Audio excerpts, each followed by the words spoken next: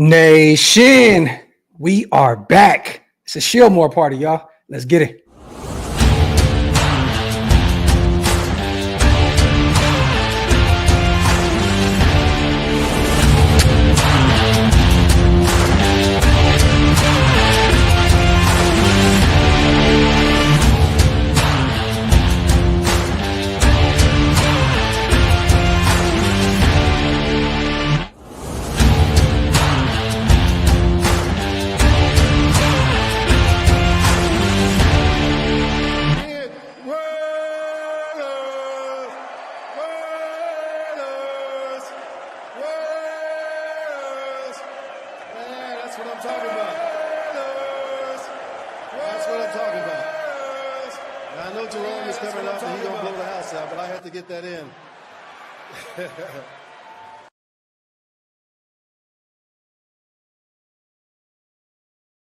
Yo, salute to everybody already here in the building. Man, y'all know what time it is. It is a ShieldMore party tonight.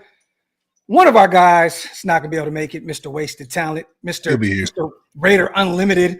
He has some business to attend to tomorrow, you guys. We'll see. Maybe he pops up randomly. And we sent the bat signal out to little bro, Andy. He may pull up in the latter part of the show. But until then, man, I got both of my brothers here in the building. Hammer, what's good, bro? What's good? Y'all know who it is. Y'all do me a favor. Throw those ones up in the chat, y'all. Acknowledge me, sir. You are acknowledged, kind sir. We also have our brother who kind of disappeared off the face of the internet earth. It's always good for our brother to grace us with his presence, man. Our brother, Big Mike Raider. What's good, bro? Man, I'm good, man. It's good to be back. Let's get it, man. We got some things to talk about. I'm excited, man. Good to see y'all. It's always good to see y'all, man. Shout out to the chat as well, man. I wanted to read this real quick because I love this because somebody said, what are we talking about tonight? There's not really a lot to talk about, right? Mm-hmm. So Dolph, salute to Dolph. He is a GOAT. This is a goated comment right here. He says, these guys could come on here and talk about baking cakes, and most of us would still watch. Hey, you know what? Speaking of cakes, man, never mind.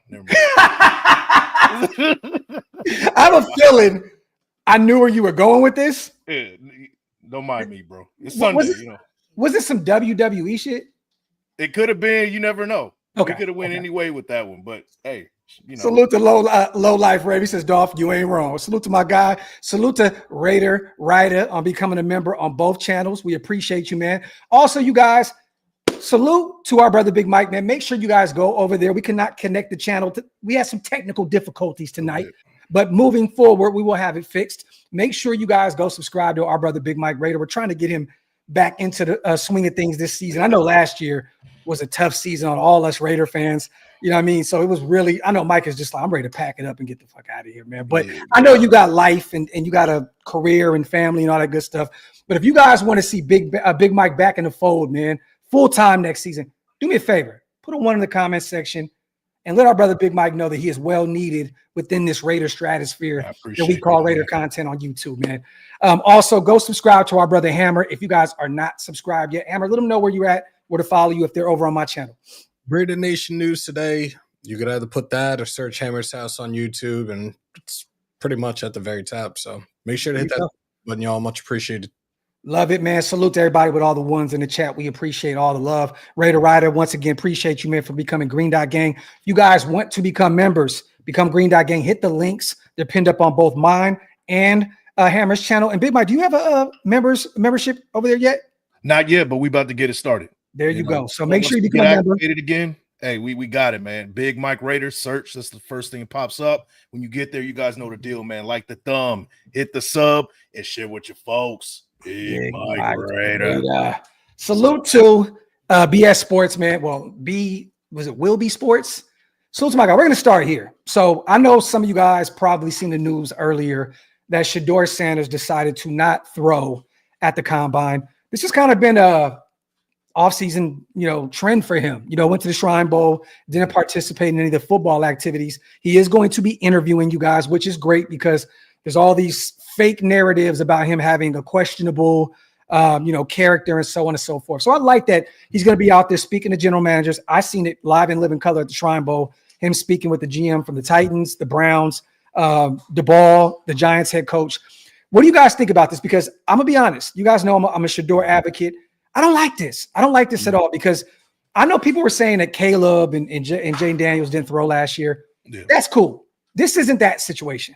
Shedeur can use as much ammunition going into the draft as possible. And what I mean by that is I trust in Shedeur. I think he can be that guy at the next level. But I think that we can all agree that we look at Caleb and Jaden Daniels kind of on a different tier. They were already that number 1 and number 2 guy with Drake right there. Drake May in that 1, 2, 3 range. Right. This is a weak class. And there's a lot of talk right now with Shedeur being a second-round talent.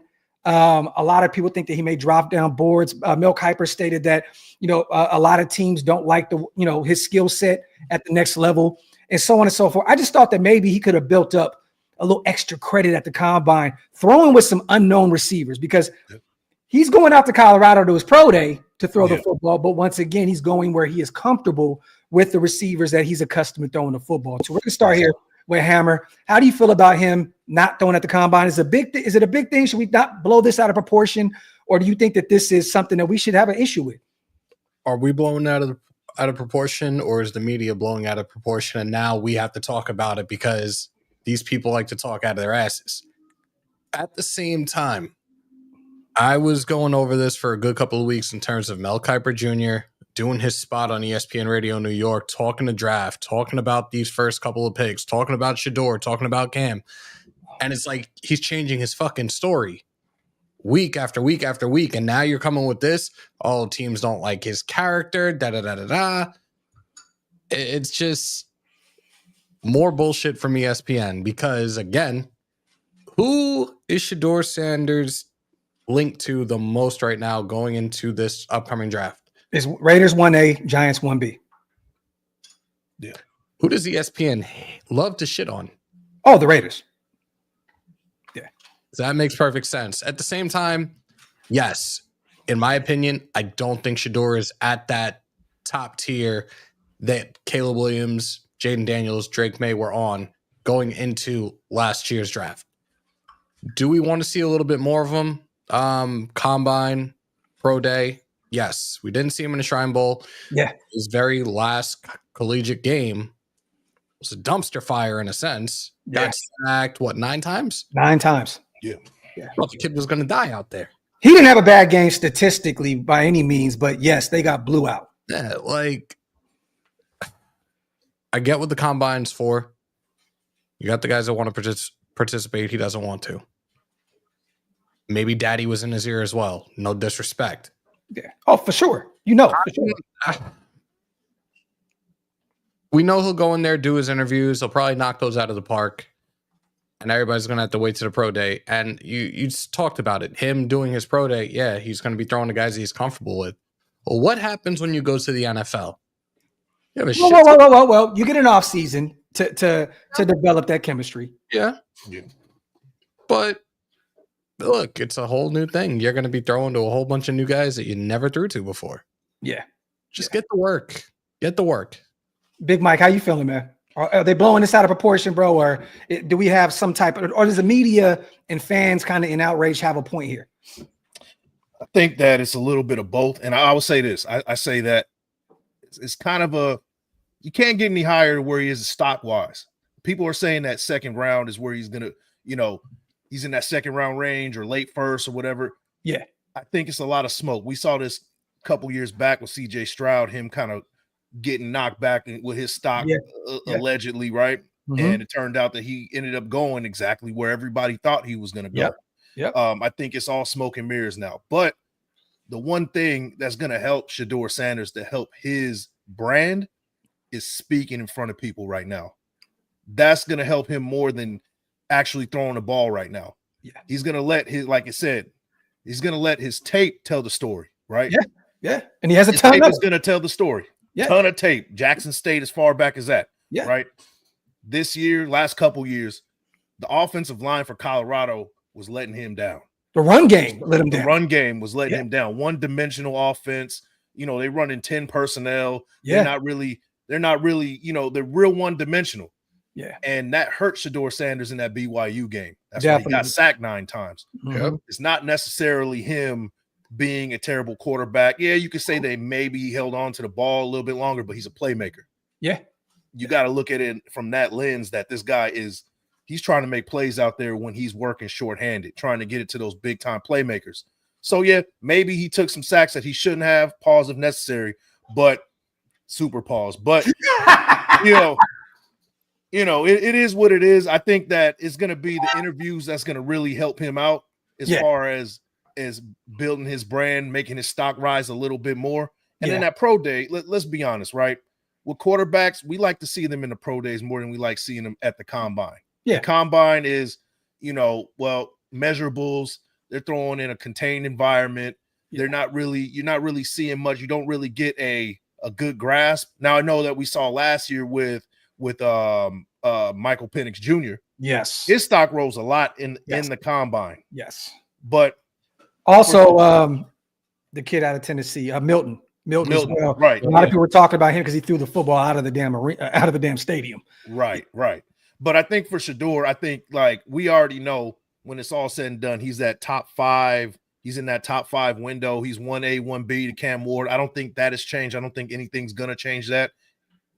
The worst that can happen is he has a terrible combine, his stock drops. Well, let me ask you this, Big Mike, to kind of piggyback. Him and Cam have been putting out tape left and right together as a unit, right? So they've been putting out, they're everywhere. Vegas, they're at SMU. I mean, we see a ton of tape with them throwing the football.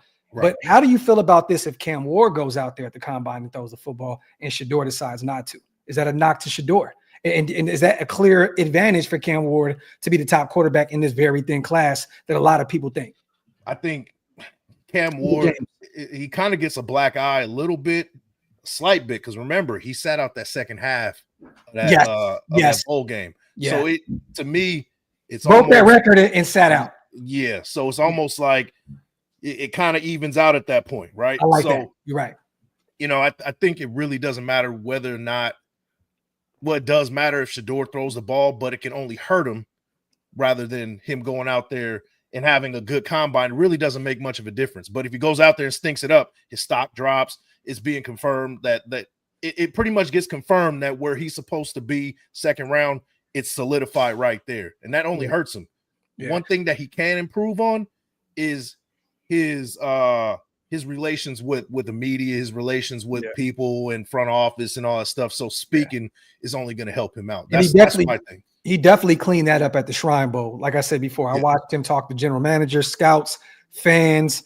He did interviews with the media. I mean, he definitely went out there and showed that he's a very articulate young man. That he's not only a football player, and that whole stigma of having this disgusting character is just all a false narrative created by the media because of the Sanders effect. Salute to James on the $2. Salute to Raiders C as well. Appreciate you, brother. Salute to our brother Hug. Love seeing these 3 of the GOATs of ShieldMore on the live. Big Mike about to show y'all he's getting strong lately, repping 225 like Barbie weights. Yeah, man. Get some. You know what's funny? Hey, Big Mike, I knew you were coming on the show tonight, right? Babe, what did I do right before I came here? Literally. I went in the garage and I did 4 sets. Immediately. I said, nope, Big Mike ain't about to have me out here looking crazy, bro. Salute to Hug, our brother out there getting his workout in as well. Started this year, man. Salute to our brother. Good luck on your journey, bro. Salute to 2-4 as well. This Shedeur thing is setting us up nicely. I agree. I think that, and I've said this on many shows, I think that he's going to be there at 6. I do. I know there's a lot of rumor and innuendo out there that he'll potentially, or let me say this, that the Giants, the Cleveland Browns told him to sit out the Shrine Bowl. And now there's some chatter about him potentially not throwing because those teams told him to go out there. Don't worry about going out there and throwing the football, blah, blah, blah. I don't believe any of that. I really don't. I don't believe any of that. I think that Dion has been here and done this, and he knows the game. And he's saying, look, son, just follow my lead. I got this. You're not going out there to throw the football. What we're going to do is we're going to make you look really good in Boulder when you go out there and throw with Will Shepherd. You go out there and throw with your guys. And once again, you may take a massive step up into that top 3 if some people feels like he may fall out of that top 3. You know what I mean? So real quick, salute the Raider War Report as well on a $10 special. As always, man, salute to the greatest chat in YouTube history. I didn't even say that yet. Make sure you guys wipe them feet, man. Break them thumbs. Like the thumb, like our brother Big Mike says. As always, we appreciate every single one of you guys for spending your Sunday evening with us. You cannot throw when other quarterbacks. You can't not throw when other quarterback stocks are rising. I know he is accurate, but his arm appears weak to me. But not on Burrow's level. who some compare him to. And that was kind of been the one knock, right? A lot of people have stated that Shedeur doesn't really have that arm strength to get it done at the next level. There are a lot of Joe Burrow comparisons. I've even said it. When I watch him, I see it. But yes, Jackson Dart stock is rising by the day. Will Howard going out there and win that national title. And now the connection with Chip Kelly, the Raiders may take him in the second or third round. Like, there's slim pickings at the quarterback position here. Like, we could potentially see the kid, Tyler out of Louisville? I always butcher his last name. Yeah, Show or something like that. Yeah, he's starting to rise up a lot of boards. I mean, there's going to be come on, man. We know that Jalen Milroe is a physical specimen. And somebody may say, we can't pass up on that kind of athleticism. Right. You know what I mean? So I agree with you, Will Report. I do believe that it's kind of tough for him to do. I love Shedeur, but I've also said this publicly a few times. And Hammer, I want your opinion on this. I feel like sometimes he overvalues himself. There's no problem with thinking that your value is this. That I just feel like Shedeur, this isn't a CJ Stroud situation. This isn't a Jaden Daniels situation. You are probably the best quarterback in my eyes, 1A, 1B with Cam Ward in this draft in a weak class. You know what I mean? So, and I think that if Shedeur goes to the right system, i.e. with Tom Brady and Pete Carroll and Chip Kelly, he could be phenomenal at the next level. But we can say that about any quarterback, right, Big Mike? I mean, honestly, you put any quarterback in a situation, in the right situation, and they can get it right. I mean, but Hammer, how do you take that, man? Again, who's his father? Well, I mean, his father is the greatest cornerback of all time. Right, but, he's got that little arrogance, that little swag. Chip off the old block. And you're talking about other teams he could potentially go to. What if he does go to the Giants? What if the Jets move up? You have the GM and Dable pretty much on the hot seat going into this coming season. There's reports out there that the Jets could be going a full overhaul and giving a shit ton of draft capital away for the next 3 years to move up to one to get their quarterback. Yeah, what if he goes to the Jets? QB purgatory number 1. His career is going to be fucking ass. Point blank period, the end. Chances are. Yeah. I think right now the best fit would be us, and it's not because, we're diehard Raider fans. We love our team. It makes sense in terms of what has been built so far in terms of the coaching staff. Yeah. In terms of our minority owner who has an incredible amount of say and a whole lot of pull as it pertains to movement moving forward in terms of making the right decisions moving forward for this team to be successful. We need a quarterback. We need a quarterback of the future. Now, we've talked about Stafford. We've talked about Darnold. Talked about Rodgers a little bit as well. Would it make sense to have one of those guys here? Yes. Does it still make sense to draft a quarterback of the future? Let that quarterback learn behind one of these veterans for a year? Yes. Yeah. I do believe Shedeur's that answer. If they decide to go another route and go best player available in the first round, second round they go get a quarterback, then so be it. But if they do it, it's obviously for the greater good of this franchise moving forward. Real quick, salute to Brave, our brother, man, gifting 10 OLV memberships. Salute to my dog, Rick, always supporting what we do over here. My brother, salute to you, man, love. Salute to all the new Green Dot Gang members in the building. If you guys want to become members of our channels, me and Hammer both have the links pinned up top. If you guys want to support, it helps us keep the lights on, especially in the off season. So salute to our guy, Rick. Rosetown in the building. If Sanders don't fall to us, get Dart or Howard next year. It's quarterback deep. Get a top quarterback. It's a 2 or 3 year process to get this thing right on both sides. And I love that you said that, Rosetown, because we're going to transition into the next part of the show, which is the Matthew Stafford talk. Okay. It looks like they're in agreement here that he's going to go out here and kind of test the market, kind of see what teams would be interested in him. And, what that capital would look like in terms of draft capital. We know the Rams are searching for a early round pick, preferably a number 1, which I think is kind of crazy for a 37-year-old. But I don't know if you guys seen this today, but Vinny B dropped something kind of interesting today on Twitter, put out a tweet. And this is a guy that came from the Los Angeles area in terms of media. I believe he used to cover the Rams in the past. Vinny B of the Las Vegas Review Journal came out and said something to keep an eye on. Per sources, the persuasiveness of Tom Brady as a recruiter for the Raiders.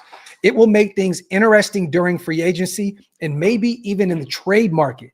It's why you can't rule out Matthew Stafford as an option per sources. So I'm assuming that this is probably coming from somebody in that building that he has ties with out there in the Los Angeles area with the Rams. What do you guys think about this? We're going to start with Big Mike. And what do you think, honestly, your assessment with the draft capital? What are you willing to give up for Matthew Stafford, a guy that's 37 years old, probably has maybe 2-3 years tops left to help us, transition into that next quarterback, whoever it is. I mean, honestly, Matthew Stafford might only have a few years. He might have Pete Carroll years left. Yeah. You know what I mean? How do you feel about this? What are you giving up for Matthew Stafford? I give up a second. I give up a second for him. Okay. First is we definitely can't give up that first. I think we still need to draft a quarterback. And if that's the case, he needs to sit behind a Matthew Stafford. I'm cool with Stafford as long as he's going to be linked up together with Pete Carroll for how long Pete Carroll is going to be here for. Yeah. And then if, he walks off in the sunset along with Pete Carroll, that's cool. But what I want to see is continuity from that point, meaning whoever is with Pete Carroll, is he almost like the heir apparent to him, along with the heir apparent to Matthew Stafford coming up. Yeah. So that's what I want to see. I don't want to see like the two entities being separate and not linking together, not working together, and trying to improve over the years. We need some continuity. Now, what if you give up a second and Will Howard's gone? Because I'm assuming that he's going to rise up draft boards. He has that prototype body, 6'4", had a big year last year. 35 touchdowns, like 10 picks or something like that. Won a natty. I mean, if you move on from a second round pick, you're hoping at this point that you probably can get one in the third round. And at that point, it's kind of a mixed bag because I think Dart's going to be gone. I think he'll be a first round guy because his name is starting to ring a lot. Yeah. Shedeur's gone. And if you get Matthew Stafford, are you still trying to get one of those guys there early in the first? Do you take a Shedeur or a Cam, or do you move up to go get him to sit behind Matthew Stafford? I'm sorry, Shedeur, he has no character issues, but he's not sitting for 2 or 3 years. Yeah, that's true. It's not happening.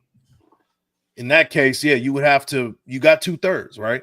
Mm-hmm. Maybe you take one of those thirds, package it up the following year with another second, and move back into the second.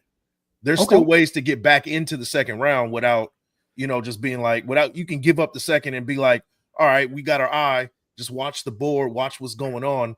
You slide in there right at the right time. Yeah. And, leapfrog a team that might be getting a Will Howard or whoever and getting that guy in the later second or mid-second, whatever it may be. You can slide back in there and get that. Just, give up maybe next year's second. You also have a Tyree Wilson or a Michael Mayer that you could potentially add into a trade package to move up. We got Brock. Essentially, we love Michael Mayer. You know what I'm saying? But, I mean, you can use him as something to move up in order to go get the quarterback. How do you feel, Hammer? What are you giving up for Matthew Stafford? Because I would love to see him in the silver and black. And I think that he would be the perfect transitional bridge quarterback. But honestly, it's like a 37-year-old, you're parting ways with draft capital. I know that people aren't going to agree with me on this. I would rather go get Aaron Rodgers for $10 or $15 million instead of trading for Matthew Stafford. I'm sorry. Like, if you can keep the draft capital, why do that?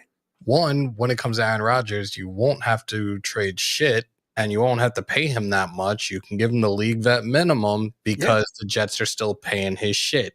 Mm-hmm. Let's revisit real quickly the trade between the Packers and the Jets and how that package worked out.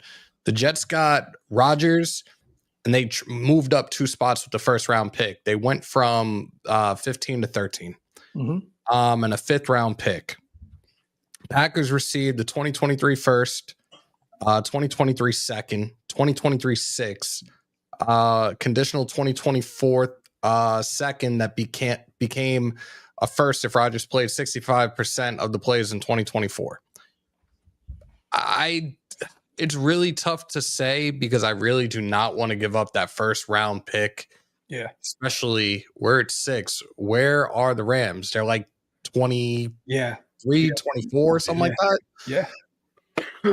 Yeah, they're definitely at the back of the first round. They made a nice little run, won a playoff game. Yeah. I'd much rather go the route of taking Aaron Rodgers on that league vet minimum. Hopefully, Tay doesn't even attempt to want to come back here. Yeah. But we still get our quarterback. Let him learn behind Rodgers for a year. Rodgers, less turnover prone than Stafford. I know the age will play a part in that too, but I'd much rather go the route of taking Rodgers. Yeah. And I love Matthew Stafford. I think that he's one of the top. He could throw a football. that guy still has the arm strength. If you watch him last year, salute the tape, don't lie. They just put something up on Twitter. Man, he made a phenomenal throw in a tight window. I forgot who it was against. But, I mean, Matthew Stafford still has it. He definitely still has it. You know what I mean? But the bare minimum, like Big Mike said, one of those thirds, because you still have to pay him a shit ton of money. He still has an existing contract. Right. You know what I mean? So essentially, you're moving a mid-round pick to pay him top-tier quarterback money. So ideally, a third round, I would love to give a fourth. But there's going to be a team out there like Pittsburgh that's going to say, we want to go all in. We want to go all in. We'll give you our late first or mid-first round pick, for Matthew Stafford. So I don't see how this is going to work with the Raiders. I just don't, unless you're willing to part ways with an early draft pick. Like Mike said, potentially a second. You never know, man. One of these quarterback needy teams, Pittsburgh might say, look, Mike Tomlin might start feeling the pressure. Yeah. You start to finally hear it now, like, hey, man, you get into the playoffs, you're losing every year. Like that fan base is getting pissed, bro. You know what I mean? Yeah. So maybe he goes all in, goes and gets Matthew Stafford, moves that first round pick. Who's to say? But I would rather, and I know a lot of people don't agree with Aaron Rodgers, I would rather go that route, bring him in, have him for a year or two, 2-year deal, second year be a team option, whether it's team option or an Aaron option, if he wants to retire or move on, so on and so forth. I'd rather go that route. I got a question for you, though, in terms of so the Q too, my dog. What is the situation with Stafford? Like, I know his wife got on the social media and was saying whatever it was she was saying. Is it that he wants more money? Is that what the situation is right now? I haven't really delved into that situation. I just know that their future's in the air, and I think right now it's more about Sean McVay if he wants to stick with Matthew Stafford. I think that's more along the lines of, it's kind of like an A-Rod thing, right? Where you get to that age and it's like, what did Aaron say the other day at TMZ? I want to go where they want me. Yeah. You know what I mean? And I think that's this kind of situation. I think McVay is. The only reason I'm asking is in terms of this. I could be wrong. Could be wrong. What he has remaining on his contract. This year, his base salary is $23 million. Yeah. Next year, his base salary for the 2026 season is $26 million. Now, if the Rams decide to cut him pre-June 1st of this season, you're looking at a dead money hit of $49 million. If they do it next season, you're looking at a $22 million cap hit. Now, post, you're looking at 26.6 this year, 22.6 next year. The money, knowing what the going rate for a top quarterback, what the average annual is for a top quarterback in the league right now, $26 million is not that bad. It's not. And in a perfect world, what happens here is Pittsburgh brings back Justin Fields, or they bring back Russell Wilson, or I'm hearing a lot of Justin Fields to the Jets. I'm hearing a lot of him going with Aaron Glenn and, Garrett Wilson, his former guy from Ohio State. Yeah. Kind of makes sense, right? So ideally, some of these guys are gone really early in free agency. They're already signed their respective teams, and then the Rams kind of got to take whatever they can get to move that contract. Yeah. But once again, you guys, the Rams don't have to move off from Matthew Stafford. They don't. No.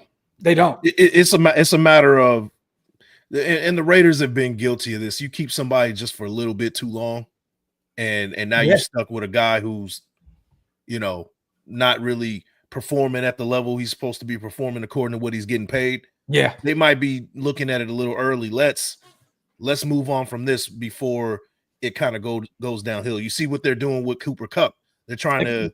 Great teams do this year in and year out. You see it. Great teams find a way to move these guys right before their window's up, and they move on at the right time. This is another brilliant move by Sean McVay. Yeah. I think that he knows he can work wonders with one of these next guys, and move forward and save some money. Cooper Kupp and Matthew Stafford, you guys, these are two situations where they're realistically cap casualties. Like they're trying to move those contracts, free up, and get into the next generation of quarterback. I don't think they're going to run with Stetson Bennett. I think they'll get another guy in this year's draft and they'll try to develop him, but they're trying to get cheaper at the position. And I think that Sean McVay can, whoever it is, he can unlock their full potential regardless. McVay is one of them ones. Real quick, salute to Hug. Honestly, the fit is just too good. Pause. Sanders got his dad's winning spirit, some swag that can handle LV, and a mentor who happens to be our minority owner. Him sitting behind someone like Stafford for a year would be epic. My take. I agree with you. And you know the funny thing is, Hug, I put this tweet out there. Salute to you on a $20 special, my brother.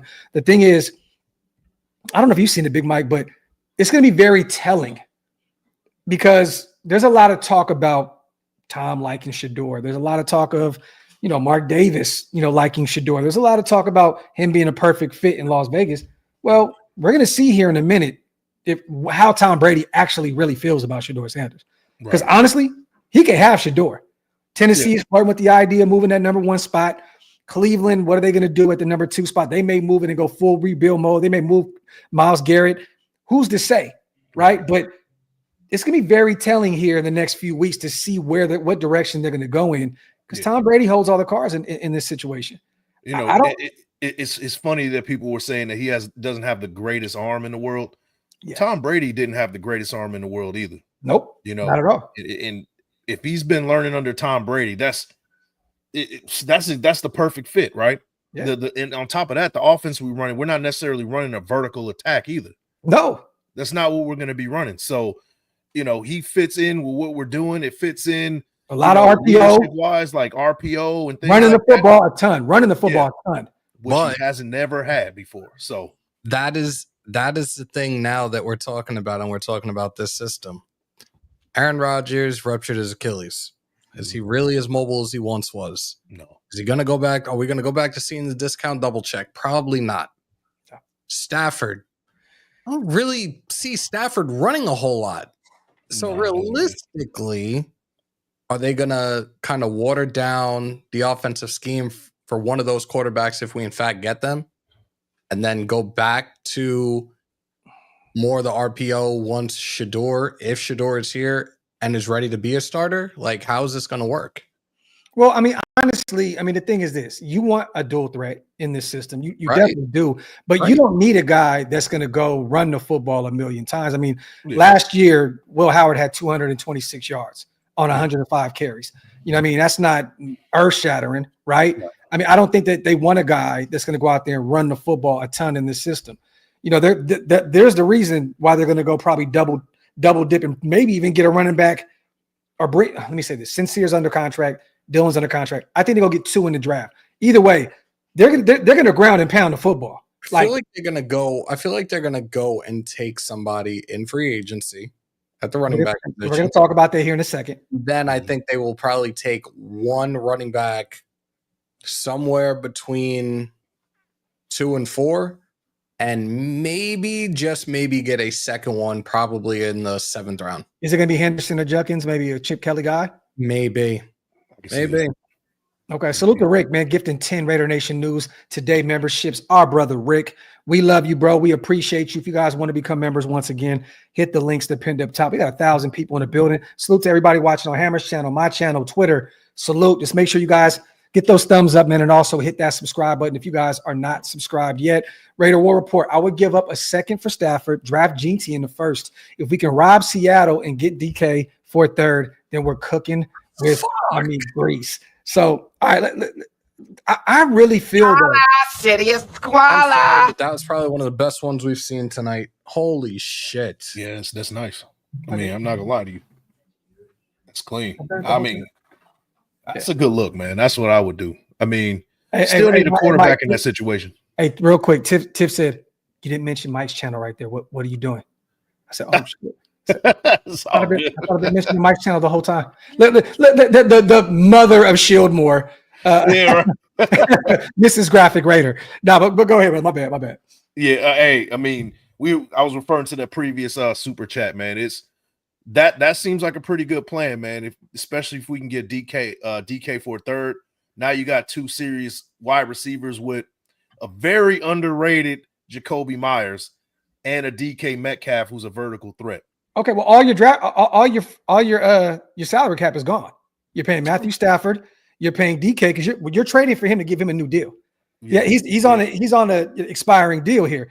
So, and then you have to figure out what some of your guys you're going to bring back. You got to pay your draft class. We can still free up a ton of money though, you guys. We can restructure. Things can get restructured. Christian Wilkins. We can move Gardner Minshew, which we will. I think that frees up like $6-7 million. So we could do it, but that's a ton of draft capital. But that's a win now move. I want you guys' opinion on this because salute to the 33rd team. What do you guys think about this deal right here? Okay. Raiders receive DK Metcalf in the 137th pick. It's a 4th pick. We give up a 2nd-round pick for DK Metcalf. No. I'll give up the 3rd round pick. I'm not giving up a 2nd round pick for DK Metcalf. I'm sorry. This is another dude that's going to be asking for big money in the next year or two. 30 shit, this year probably. This coming season is his. This is an expiring. He's on an expiring deal. That I'll give you the 3rd for him, and then we could figure something out down the road for a contract extension. But I'm not giving up a 2nd round pick. Absolutely not. Yeah, I agree. Too early. Especially there's some nice big body X receivers in this year's draft. If you want to go get Trey Harris, 6'3", 6'4", you got Higgins. There's a long list of guys that you can go out there and get on rookie deals and not have to pay a massive amount of money for a guy that had under 1,000 receiving yards this year. I understand he's Pete Carroll's guy, and I love DK Metcalf. I would love for him to be in the silver and black. But a 2nd round pick, no. I'd move a 3rd and I do that. I give up a 3rd to go get DK. We got 2 of them. Essentially, you traded Davante for DK Metcalf, a younger 27-year-old wide receiver that you have to pay. I'm cool with that. I'm cool. Raider World Park, do you think they would swap firsts for Stafford? I've seen a lot of talk about that. I've seen a lot of talk. I'm going to be honest. That'd be something that I would at least think about that. I mean, you're moving from 6 to the 20s, and there's going to be a ton of talent there. There's still going to be a ton of talent there in the 1st round. Yeah. I mean, I don't know where you go there at that point. Where do you – what position? Is it just BPA right there? I don't know. We don't really know what spy test going to look like here with full reins and full control. I think it would – I definitely believe it would be best player available if we decided to make a trade like that. It would be best player available, and then the 2nd round we go and get a quarterback, and then we continue to fill the necessary holes that we need to fill throughout the rest of the draft. Yeah. And in that situation, maybe BPA is a quarterback. Maybe you do look at a Jackson Dart in that later mid to late, whatever. Now you're cooking. And you have that extra 3rd. You could potentially package that up, move up, and still play the board. I mean, there's so many moves we can make. So now this is the thing. He said, wasn't it reported that a lot of messed up stuff behind the scenes between Davante and the Raiders front office? Look, I can talk about it now because one of our guys is no longer in the building. Let me say this. Davante had no issues with Mark Davis. He had no issues with any of the staff. Well, let me not say any of the staff. There was an issue with Antonio Pierce. So, and some other players in the building did have their little spats with Davante because they didn't like how he conducted himself sometimes, kind of a me behavior, right? And wide receivers, that's who they are. I mean, that's just the diva shit comes with superstar wide receivers. And to be honest, Davante is like the he's diva light, but like he's not an AB. He's not these other guys that just command everything. But exactly. There was an issue with AP though, Big Mike. I think I told you behind the scenes, right? No, you didn't. But you could. The writing was on the wall in the preseason. I hate to go back to old news, but the writing was on the wall in the preseason when there was that disagreement of, hey, everybody's playing. This is what AP said. Everybody's playing. Look, and then AP wanted to knock Davante out. Yep. Yeah. I mean, it was pretty obvious, bro. No. Like straight up, even went to other coaches and was like, bro, I'm gonna knock this dude out. Like he had to be restrained. Like I want to knock this dude out. And then there's the reason. Like I don't know why. Put 2 and 2 together here, you guys. What did Davante say? I got to get out of here. You know what I'm saying? Like y'all don't know what I was dealing with behind the scenes, and I had to get. Now you know, boys. Head coach wanted to knock you the fuck out. Like I mean, and this is coming from somebody that is literally that had to pull. AP like, yo, you can't do that. You can't do that. So if you guys want to make this we've kind of spoke on it before, Hammer, but y'all want to make this a viral moment and say, oh, is it true? It's true. And I know for sure it's facts. No, but Davante had no issues with Mark Davis. He had no issues with the upper management. or none of that stuff. There was no issues, yeah, he didn't like the quarterback situation. Yes, the Getsy thing did not work, and that was his guy, right? And he had to kind of eat that a little bit, just like how Max did with AP. Went to bat for him, we shit the bed. Max kind of said, you know what, this year I'm hands off. Y'all figure it out. That's not my job. You know what I mean? But right. I'm going to say this. Hammer. Davante doesn't have an issue with upper management. Didn't have an issue with the GM. He didn't even know the GM like that. You know what I'm saying? So that was first year guy with Tom Telesco. Wasn't a situation like that. But yes, there was some turmoil behind the scenes. And I mean, and bro, anybody that played football, you guys know this. I mean, motherfuckers box and shit in the locker room all day, every day. Yeah. Fight. Sometimes you have to, you duke it out, settle your differences, shake hands after that, and move on. Yeah, sometimes that's the case. Yeah. But, I mean, AP, that Compton came out.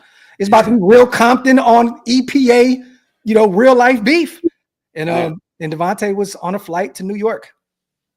So there you go. Salute to Roos, gifting 5 OLV Raiders Network membership. Salute to my guy. Appreciate you on becoming a member as always. Appreciate you. Welcome to Green Dot Gang. Salute to all the new Green Dot Gang in the building. That's what I meant, because I know SC has been here for many moons. So salute. S-Dot says Compton's in the house. Definitely, man. Love Compton. Compton. Salute to everybody here. We went over the whole situation with Matthew Stafford. We talked about that. We talked about the Shedeur stuff. He won't be throwing at the combine. Will that kill his stock? Honestly, I think we can kind of all come together here. I wish he would have went out there and threw the football. I don't think it's going to technically kill his stock, because once again, this is a very thin class. And I think that already there's a ton of teams in the top 10 that can use the quarterback. And I think that at least one of them is not going to be able to help themselves, and they're going to go out on a limb to get the quarterback. So I think Shedeur is fine. He may drop down to 6 because of this, or there may even be other reasons why he goes to 6. Once again, Mel Kiper stating that some teams don't want a quarterback in the NFL, in today's NFL, that have his particular skill set, that pocket passer, doesn't really run the football a lot, so on and so forth. So we shall see. I'll be at the combine Friday, you guys. Hopefully I can maybe get an interview with Shedeur Saturday. It's wide receiver, running back, quarterback day Saturday. So me and Stu will be in the building. Hopefully I can try and get a couple questions in and we can talk about it. So, and you guys, I didn't mention that whole Davante, because I see a lot of you guys talking about it here. I didn't mention that to shit on Davante, and I definitely did not mention it to shit on AP. I was asked to not mention that until AP that decision was made. He's no longer in the building. I don't think he's going to speak on it. And once again, my guy moved. A whole lot of shuffling happened in that locker room. And some other guys aren't there anymore, so we can talk about it. So it is what it is. Real quick, salute to Soul once again. Makes more sense. I remember that last offseason when AP was doing a lot of interviews after getting the job. He had a ton of great things to say about Jacoby, but always was a little dismissive about DA. Let me say this. From what I was told, AP was very infatuated with Davante's game. And who isn't? Davante's one of the greatest wide receivers in the game. You know what I'm saying? I think that he could put his ego to the side to coach, Davante. But the thing was, it was just countless. Once that one thing, the receiver show, once that came out and it was said publicly, there was no coming back from that. Yeah. You know what I mean? There's no coming back from that. You always say, oh, it's not that. The media is making this, big thing. Well, now we see it. You got to get me the fuck out of here. I'm gonna die out here. Ooh, you were extra dramatic. Yeah. That lost a few people in that locker room. It's yo, bro, are you fucking kidding me, bro? I wish Tim Brown with the 93 quarterbacks that he had, in Oakland / LA, or what I mean? Oakland. Well, no, he played in LA. Either way. Mm-hmm. I wish he would have been he's going to get me killed. Man, come on, man. We don't want to hear that shit. We don't want to hear that shit. You're making millions and millions of dollars to go out there and play the game that you love. Just go out there, man. I mean, there's only a handful of quarterbacks that don't throw hospital balls, Big Mike, in the NFL. Most of these guys they all in harm's way. You know what I mean? So, salute to 2-4. Graphk equals wasted. Gather around the fire in his storytelling. Salute to my guy 2-4. My brother, I appreciate you. Yeah, man, Wasted missed a good one today, man. Yeah, over there sleeping and shit. And sleep is for the weak, Wasted. Come on, bro. Come on, man. I'm going to sleep after this shit too. Yeah. Salute to 2-4. As always, once again, y'all, I want to let's go into this running back talk because there's a lot of weird articles and reports, right now. And Big Mike put the perfect tweet out there. Loved it. Like report sources, blah, blah, blah. Right now, this time of the year, it's all bullshit, you guys. People are looking for shit to talk about. People are looking for just throwing out ideologies and concepts into the universe and hoping it happens, hoping shit sticks so they can say, I was the one to say it first. I seen something interesting, and I forgot who this was. Was it Sports Illustrated or it was somebody that stated that they can see the Raiders making a trade for running back DeAndre Swift. Okay. This is a guy that is going to be year 2 with Chicago, still really young, played a year with his new head coach, Ben Johnson, in Detroit before he went to Chicago. Didn't have a great year last year. I think he only averaged 3.8 yards per carry, right? And we don't know if Ben Johnson wants to run it back with him. I know for sure they're going to get another running back in this year's insane draft class. Don't be shocked if it's Gene T there at 10 or wherever they are. They may take him and get a generational guy to pair with Caleb in the backfield. But they said the Raiders to trade. This lets you know how bad media is. The Raiders move a 5th-round pick for DeAndre Swift, who has, I think, a few years left on his deal, right? In the deepest running back class in the world where you can get a running back, and I'm a big DeAndre Swift fan. You can get a running back that's better than him, probably in the 5th round, on a rookie deal. So why would you move a 5th-round pick, Hammer, for DeAndre Swift? Make it make sense. Bullshit. That's it.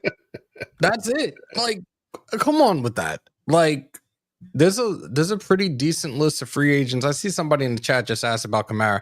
Kamara, absolutely not. He's owed like $14-15 million a year. Yeah. But why trade when you have a couple of these running backs available in free agency as well? Like I said, I'd much rather go the route of let's sign one of the free agents, preferably Najee Harris or even Aaron Jones. Get a running back in the 2nd or 3rd round. Done. I'm not going to trade a 5th-round pick, waste draft capital for the likes of Swift. Sorry. Yeah, it doesn't. It actually makes no sense in the world to make that move. What do you think about DeAndre Swift in the silver and black Big Mike for a 5th-round pick in this crazy deep running back class? Word is starting to come out around the league that sounds like a bunch of bullshit. Bullshit. It's stupid. Let's just be honest. Thank you. And to me, man, like, why do we need to get a running back that's the tread is worn out now? Yeah. I honestly don't even want to get a Najee Harris. Okay. I don't even want a Najee Harris. The running backs that we do have currently on this roster is cool as ancillary pieces, and I want to draft a guy. Yeah. I don't really want a guy that's been somewhere else first. I don't think it works. Alvin Kamara is 30. He'll be 30 years old, you guys, in July. Right. And he probably can't go to Vegas anymore. Yeah, he shouldn't be going. And people don't realize, I love Alvin Kamara. He's never had 1,000 yards rushing ever. Yeah, he's great in the passing game, phenomenal in the passing game. Alvin Kamara is a weapon for real. He's never had 1,000 yards rushing ever. So why would you make a move for a 30-year-old running back who's getting paid a shit ton of money? Yep. It makes no sense. Yeah, none of it makes sense. We need to draft a quarterback. Now, one guy that we really haven't mentioned is Zamir White. What are we doing with him? I'd move him. I think you save like $800,000. Yeah, I think we should move him too. But what is this? What does the front office think about Zamir White? Was he in the right situation before?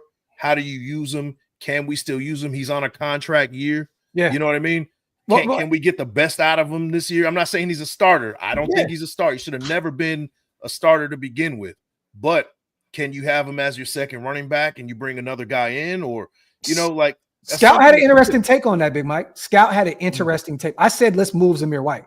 I said, it makes no sense. He said that Dylan runs a system kind of tailor-made the way Georgia ran the football with Zamir White. So they're going to change things up. Chip Kelly's scheme will be a little bit more, catering to his skill set.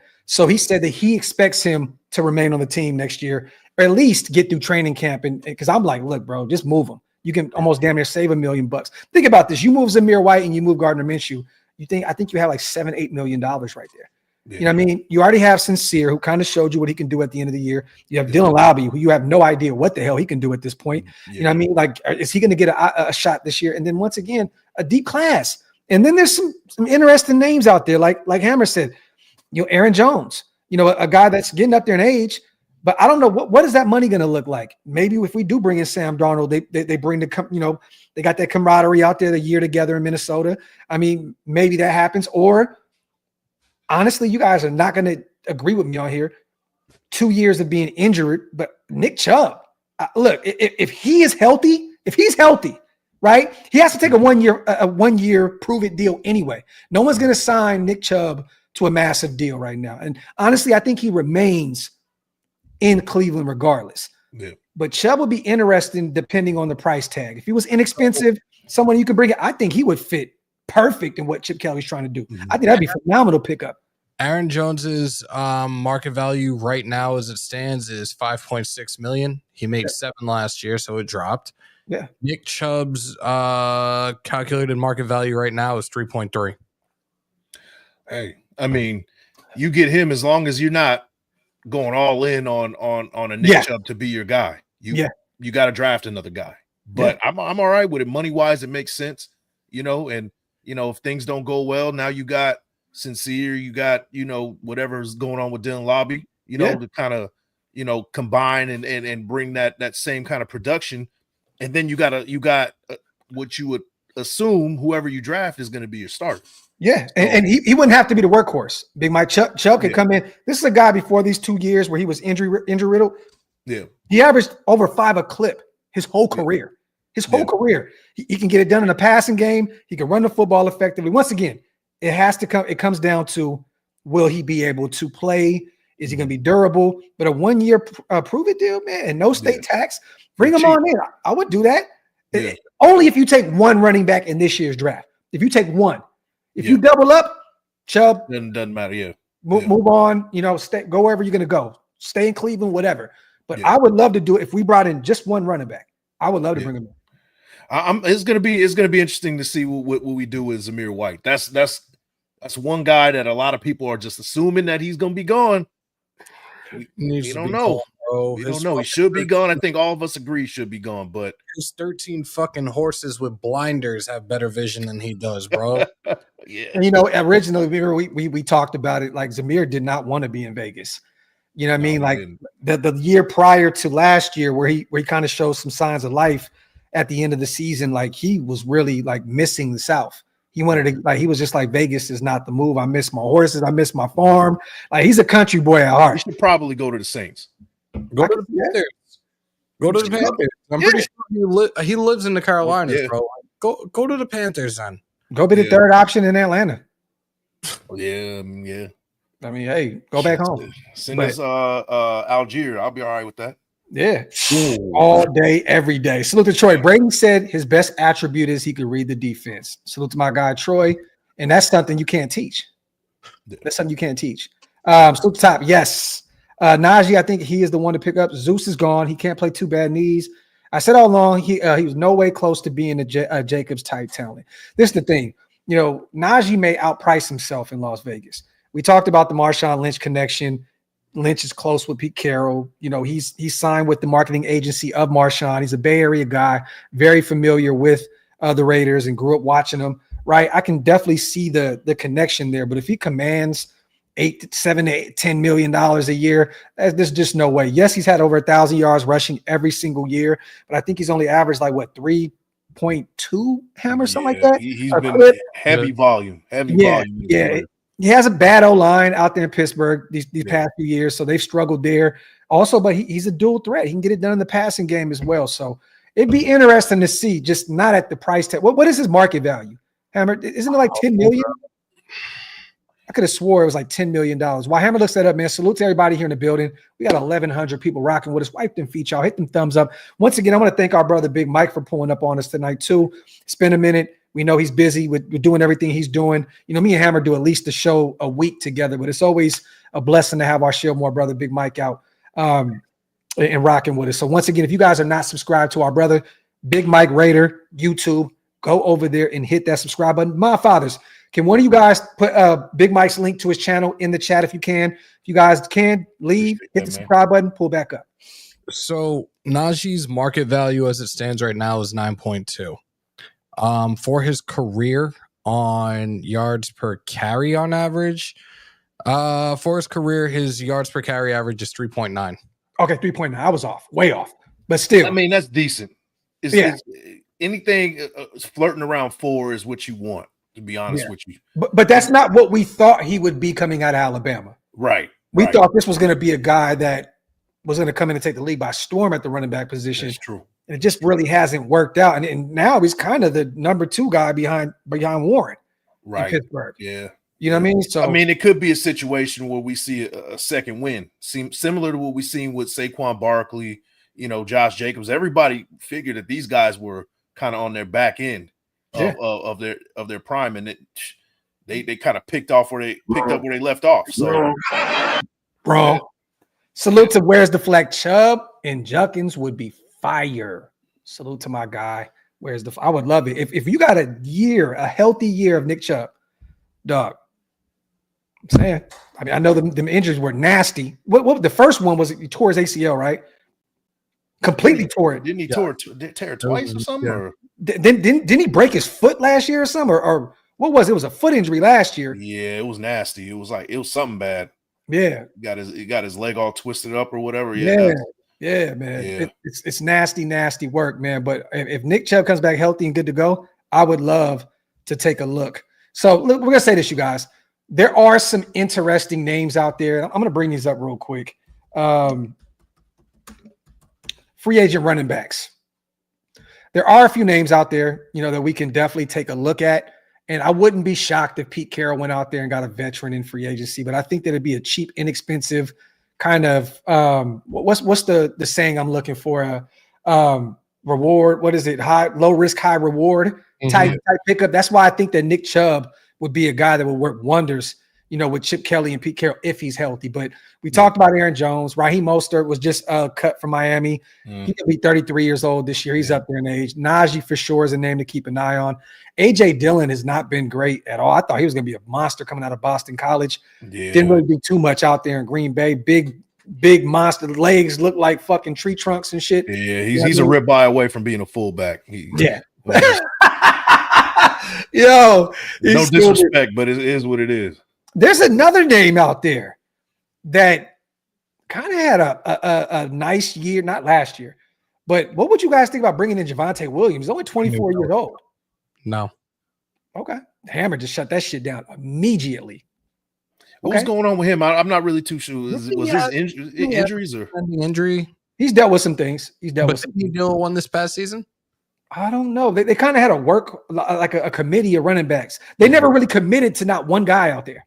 Right. So they were like, it was Etienne and then not Etienne. It was Audric Estime. Then it was Javonte. They were all over the place in terms of who was running the football. So he didn't really get an opportunity to take that job, by the horns and shit. So I don't really know.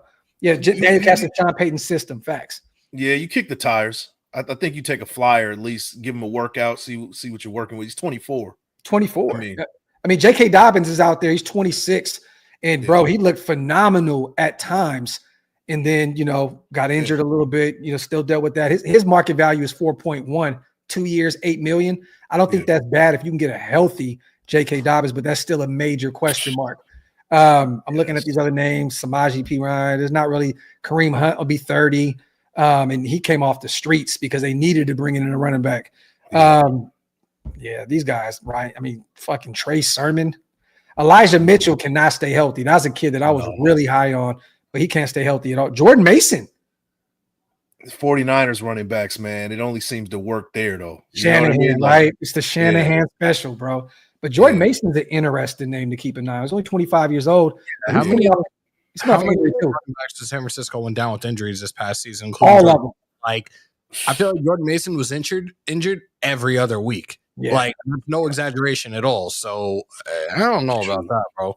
Yeah. But I preferably would stay away from the veteran free agency pool. I just go get 2 in this draft because it's that good.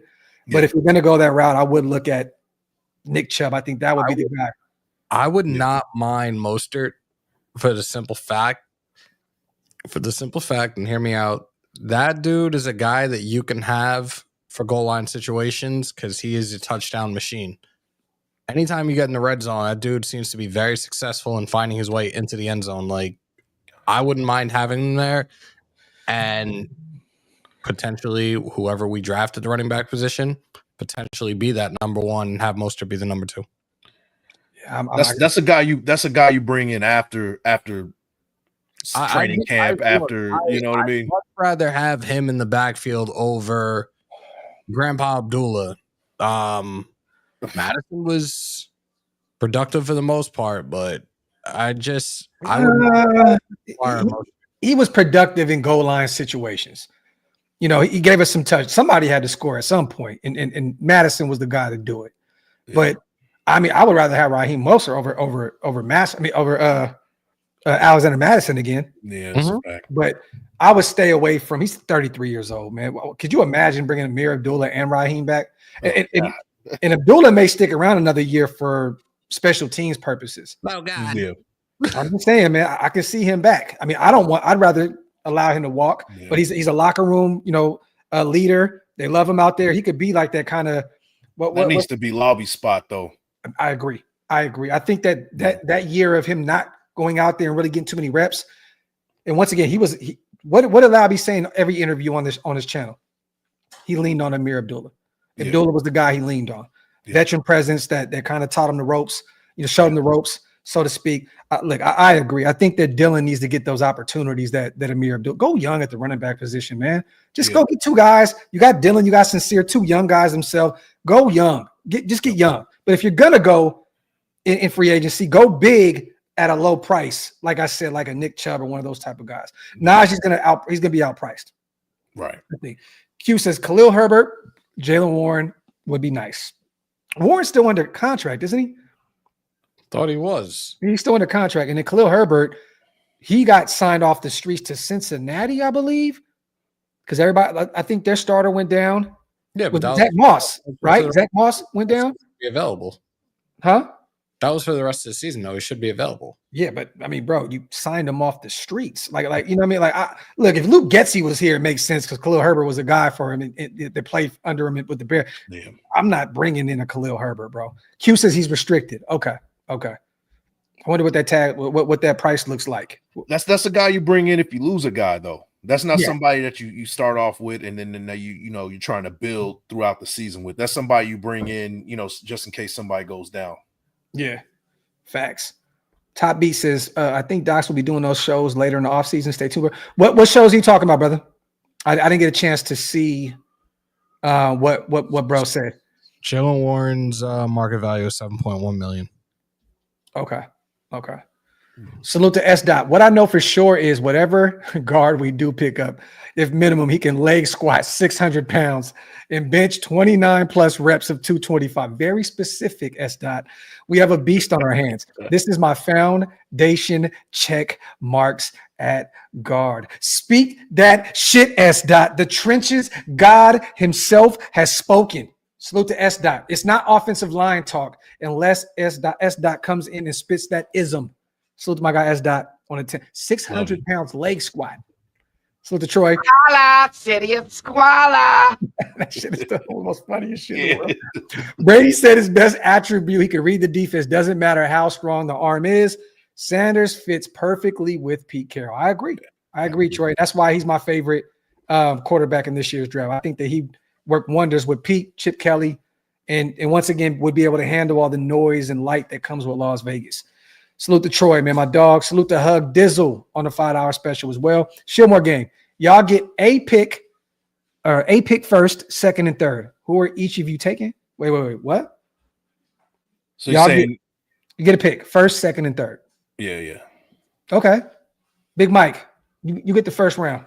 Who you taking? We're not even gonna do a mock draft. I know what they're trying to do. They're trying to get us to do a mock, but we'll do this off the top of the dome right now. We're gonna give Mike the early because I know Mike hasn't done his due diligence yet with this specific class, but I know you know the first round like a motherfucker. So you take the first, Hammer, you get the second, I'll take the third.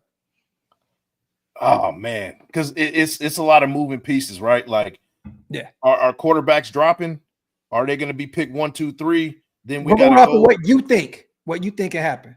I think it's going to end up being. I think quarterbacks are going to end up dropping, including the Cam Ward. Ooh. I think a guy like Abdul Carter. He's the best person in the draft. He's the best player in this draft, and he should be one. Mm-hmm. You got even a guy like Travis Hunter. Yeah. His value is a little bit high to me. I don't think that he should be in the top 5 like that. Ooh. There's guys out there that talk, Mike. I'm just saying from what I'm seeing, and I like Mason Graham, man. Okay. I like Mason Graham. I like to bolster this front offensive line, but I think, to be honest with you, I think that we're going to end up getting Shedeur Sanders at number 6. That's my gut feeling. I think we're going to end up getting Shedeur at 6. He's going to drop to 6. Hammer, who you taking there in a second? I could go a couple of different ways with this. I kind of am looking. This is a 1A, 1B thing for me. I'm looking at either a running back or I take that back. I'm looking at like 3 options right now. I'm looking at a receiver. I'm looking at a running back. I'm looking at a guard. Depending, we need a guard. We need somebody that's going to be able to protect our future face of the franchise, right? Yeah. You think Donovan Jackson's there? I think Jackson could be there, but I could even think, hey, 3rd round we can get the guard. 2nd round, I could look at the receiver out of Ohio State if he's available. Amika. Mm-hmm. Yeah. Or I think he'll be a 1st round guy. It's really up in the air right now, like where we could potentially go with that, though. But even Booker's gonna be gone. That's he may be a top 10 pick. What about Amarion Hampton? There you go. I think that's the perfect pick for me in the 2nd round. Even though I think he may even slide into the 1st. Pause and yes, but I think that's the move to make if an Amarion Hampton's available. In the 3rd, I'm looking at the receiver position. I am. If you get your quarterback and you get your running back, I'm just going with straight offense those first 3 rounds. I'm looking at the guards, but there's some sneaky ones there in the mid to later rounds that I'm already in the mid round, like that 5th to 6th round that I can take a look at. And I'm already interested in a guy that played in Philadelphia this past year in Becton that I think we can bring in for inexpensive, have him play a guard for us. I would love that move. But Trey Smith, like your life depended on it. Man, I would probably take Becton over Trey Smith. Least expensive, more inexpensive. I like Trey. Trey got killed in the Super Bowl, man. He got smoked. Trey fucking proved it better, bro. Mekhi Becton had 1 good year. And you said it. Hey, Trey Smith did too. You yourself last week when we did the show that Becton could be asking for tackle money. Yeah. Well, I'm just saying if he sticks at guard, I would take a look at Becton in free agency. But I'll take a receiver there. I think Trey Harris is going to be gone. That's like one of my favorite wide receivers in this year's draft. I think he'll be gone in the 2nd round. Maybe even a team takes a flyer there in the 20s on Trey Harris, the young pup out of Ole Miss. I'm looking at I always butcher his name. Was it Jack Beach? Yeah, I know you're talking. Monster. Yeah. Take a look at him. I love. I'm trying to see who else I can look at here in the 3rd round. Potentially Higgins, Iowa State. The big body wide receiver there in the 3rd round. So Brayden Higgins, I like Beach better because it sounds like bitch. I'm gonna go with Jack Beach. Beach. Jack Beach. You know what I mean? Him or Higgins there in the 3rd round. And then that 2nd, 3rd rounder, you can look at a guard potentially, or you can start looking at the defensive side of the football. Yeah. So, I want to attack the trenches, the offensive line, particularly in free agency. Yes, me too. That's what I want to get because there's some good guards out there. I just did a quick search. We got Will Fries from the Colts. He was top 10 in both pass and run blocking. Put the fries in the bag, bro. Put the fries in the bag. And don't you want a guard with his last name Fries? Like, come on, man. Like, come on, get bro. that. Tevin Jenkins, that's another one. And all right. Zeitler from the Lions. Yeah, that's another one. So those are the guys I'll be looking at guard, man. All right, let's have some fun, you guys, before we get out of here. I'm not going to do a mock draft today. There's something interesting that I seen on Twitter that I want to share with you guys. Everybody, let's have some fun with this one. So they went on Twitter. I believe it's FanDuel. FanDuel did a way too early 2025 QB rankings. I saw that. Yeah. They're going off of who they think what player will be at what team and so on and so forth. I want your guys' opinion on this. And I also want the chat to be very involved in the chat with this, okay? Because this is going to be fun because, bro, Derek Carr cannot, everybody's on DC's neck, bro. Like, it's crazy. This is how they have these rankings going. And Hammer, I'm going to start with you because I know you haven't been on Twitter. I know you've been working like a maniac. Look at this shit, bro. Okay. Way too early ranking. Josh Allen at 1. Lamar Jackson, 2. Patrick Mahomes, 3. Joe Burrow, 4. Jalen Hurts, 5. I don't care how you slice it. You can argue that can go any other way, but I agree. Hurts is coming off of a Super Bowl. I think that he's too high on the list, but he deserves it. It's Super Bowl MVP right there. Jaden Daniels, CJ Stroud, Dak at 8, Jordan Love at 9, 10 Baker Mayfield. I can't really fight with some of these. I'd move Dak down. And CJ Stroud kind of had a down season last year too. But you got Goff at 11, which, Ben Johnson's gone, so he may fall a little bit. You never really know. Yeah. Justin Herbert, Matthew Stafford with Pittsburgh at 13. Caleb Williams at 14 with Chicago with Ben Johnson. Trevor Lawrence at 15 with Cohen out there. This is new head coach. Geno at 16. Drake May at 17. Sam Darnold with the Raiders at 18. Please no, man. Kyler Murray, 19 with the Cardinals. Bo Nix, 20 with the Broncos. Tua, 21. Bryce Young, 22. Brock Purdy, 23. J.J. McCarthy, 2024. Justin Fields with the Jets. Michael Penix Jr., 26. Aaron Rodgers with the Rams at 27. Can see him and Davante going out there. Then move on from that Matthew Stafford deal. Yeah. It makes sense. Yep. Shedeur Sanders with the Giants. They're at 28. Anthony Richardson at 29. Cam Ward at 30 with the Browns. Derek Dallas Carr at 31. Damn. The only player under him, Will Levis at 32. This is FanDuel playing a guessing game of what quarterback is going to be where and where they are in terms of production. Way too early rankings. What do you guys think about this? Because I feel like people think I hate DC, and I would put him above a few of these quarterbacks on this list. But what do you guys feel about these rankings? Hammer, how you feeling, bro?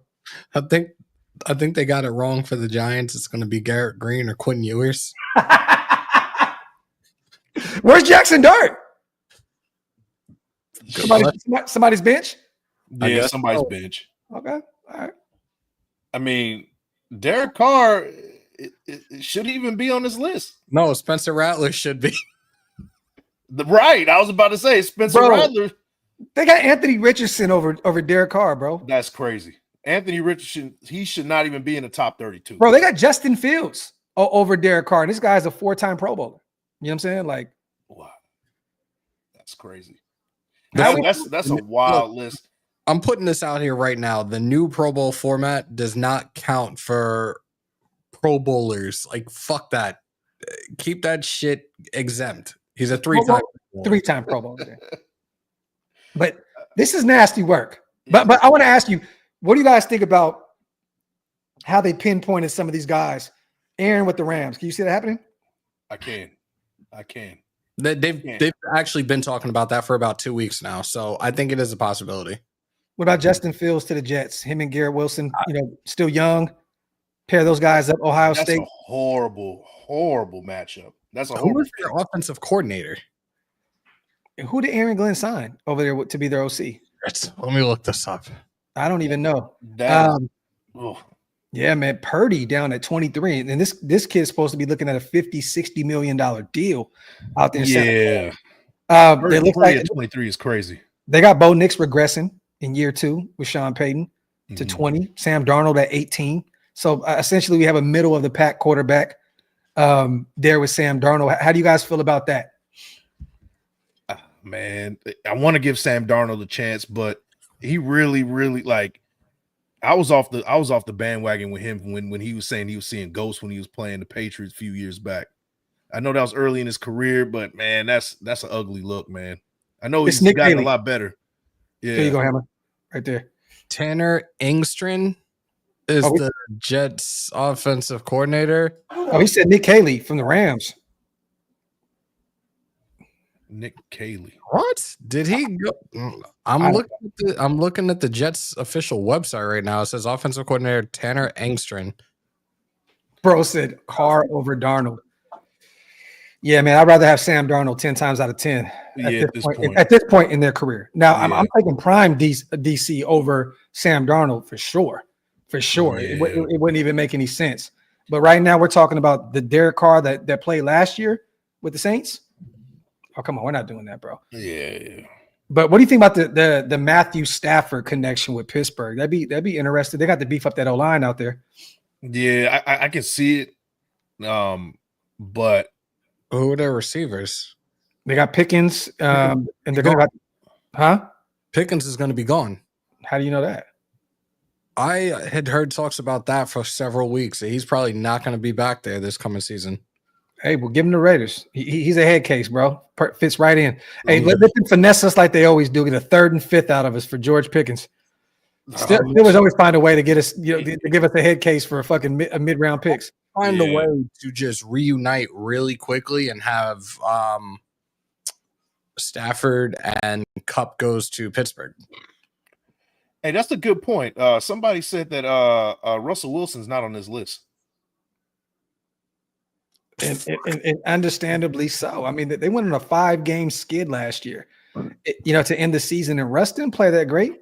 I mean, as a starter last season, he went 6-5 while Fields went 4-2. He's still a top 32 quarterback, though. I mean, he's better than Will Levis. He's better than Anthony Richardson. Is he better than Derek Carr? He's better than Derek Carr. He's better. He's better than Derek Carr, bro. Holy shit, bro. This is fucked up, bro. We're so far from 2016 DC, man. This hurts my soul to say this shit. Man, Baker top 10. Jordan Love at 9. I think they got the top 10 right. I think they have I take Dak out of there and I put Goff in the top 10, but I'm not mad about that list. I think Stafford's a top 10 quarterback, man. Stafford's a top 10 guy. I think they're taking into account that they're going Matt Stafford from Sean McVay Stafford with those weapons, the Pukas, and I can see that to Pittsburgh. You know what I mean? Like, I think that's how you gotta have to look at this and kind of gauge that. Yeah, because it's all system in that situation. Yeah, you're right. Yeah, it's refreshing to see that Herbert is not in the top 10, though. I'll say it until he proves me otherwise. He is not a top 10 quarterback in this league. I don't give a fuck what anybody says. He's a middle of the pack guy. Salute to Jake, by the way. Salute to Jake. No, but I thought this was funny, man. I was like, we gotta talk about this real quick. But that's crazy. They got Darnold to the Raiders. They have Stafford going to Pittsburgh, and they have Fields going to the Jets, Aaron going to the Rams, Shedeur Giants, Cam Ward Cleveland. I think both those teams. I think the Giants I think they do some crazy shit, bro, and they get Jackson Dart. I can see that. I can see it. I don't see Shedeur going to the Giants. I just don't believe it. No. I just don't believe it. Historically, I mean, it's just they've never went that route. I mean, I don't know, man. I don't think Shedeur is going to the Giants. Well, there you go. My Wi-Fi is low-key tripping. My apologies, y'all. Can you see me? We're good? Yeah, you're good, bro. You're good. Okay. Real quick, man. Salute to everybody here in the building. As always, appreciate every single one of you guys. Thank y'all for pulling up for the ShieldMore Live tonight. We'll be active. Well, I know for sure I'll be active all week long. We got a lot of got some guests on the way. We got some interviews lined up. We're gonna be doing a bunch of mock draft shows, a bunch of combine stuff coming up, you guys. I will be out there on Friday. I'll be flying out Friday morning, and I'll be at Lucas Oil Friday afternoon. So me and Stu will be over there kicking it with some guys that you guys may be interested in getting some. I think we're gonna be out there with Greg Olsen. So hopefully I can get a little conversation, a little interview with our new quarterbacks coach, which he has familiarity with Matthew Stafford. You guys, he was the former quarterbacks coach with the Rams. So it's gonna be interesting to see how he feels about potentially bringing Stafford into the fold. But you guys want to promote anything or anything on the way out? Where's the flag? They've never drafted a black quarterback in the first round ever. Historically, yeah, that's what I was getting at. Yeah. Never. We might be doing tomorrow if I have time. I'm gonna try to get on, do our mock Mondays. Probably give you guys like 2 or 3 mock drafts, and we can mess around with it. Maybe do some different scenarios. I talked to Graphk, but unfortunately, Graphk will not. Unfortunately, he's doing big things. Graphk will be at the combine next weekend. So, Mr. Nacho Libre down at the bottom. Where are you going to be after the Elimination Chamber? Elimination. When is that? Bro? Saturday. You around? I might be. My mom's birthday's on that day, so I might be busy on that one. But I'll let you know. Please, if anything, since Graphk will be at the combine, if Mike is available, Babyface Heels podcast will do play-by-play of the 2025 Elimination Chamber. So stay tuned for that, guys. There you go, man. Other than that, appreciate every single one of you guys for always rocking with us. As always, make sure you guys wipe them feet, break them thumbs, and all that good stuff on the way out. What else do we say? We got break them thumbs. We got light the thumb. We got wipe them feet. We got pay your bar tabs. Yeah. And Andy, everything fucking sucks, B. Everything fucking sucks. You know what I mean? So we got that too. So as always, you guys, thank you so much for pulling up. Thank you to my brothers. I sent the bat signal out there. My guy said, "Come on, man, say less." And fuck you, wasted. Fuck you, wasted. We got one more. You know he's watching too. Fuck you, man. And when I leave, come together like butt cheeks. Salute to everybody here in the building. As always, love. Appreciate you guys all. We out of here.